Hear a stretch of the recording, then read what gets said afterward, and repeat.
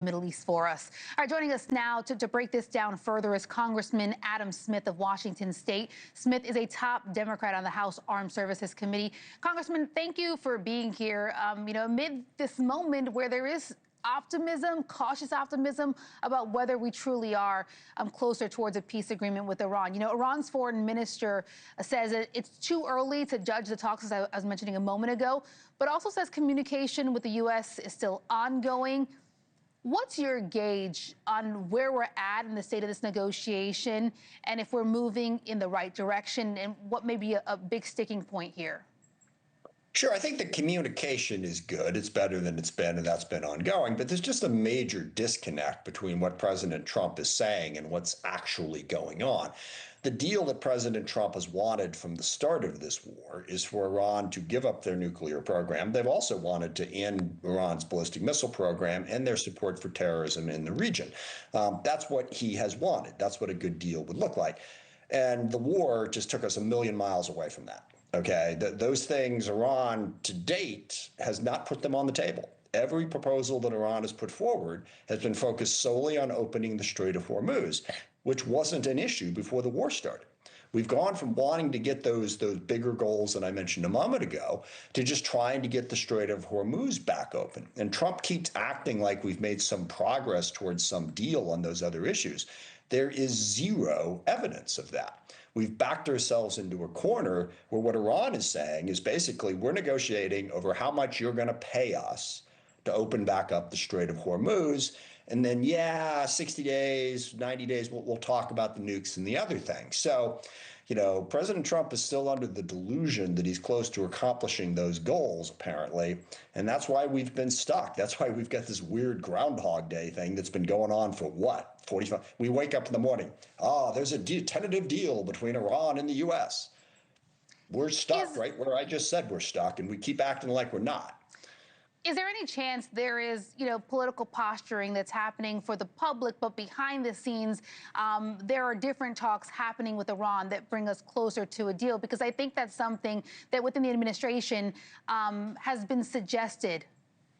Sure, there's a chance, but we've been having that again for like 45 days now. If that is the case, it's moving really slowly, and it may be, I don't know, but it's certainly not getting us anywhere. And I think it is absolutely true that both sides see the cost of this conflict. Both sides are paying a very high price. The impact on the Middle East, certainly, the impact on the global economy, certainly it's impacting us with high gas prices and other things, but it's even more devastating to most of the rest of the world. So I think there's a desire on both sides to get to some sort of face-saving deal, but the hardcore concrete issues that divided us before the war started haven't gone away, which is why this war was such a dumb idea in the first place. Iran was actually negotiating over their nuclear program, and we started the war right in the middle of that, and now we're in a weaker position. And we know the president has said, and certainly the administration has said over and over, the economic cost that a lot of Americans are paying, particularly at the pump, is for the benefit of long-term, increased safety and preventing Iran from having a nuclear weapon. I think it's interesting. President Trump has said over and over the last couple of months that the U.S. is negotiating from this position of strength. He said that Iran's Navy and Air Force have been completely destroyed. Saying this specifically, take a listen.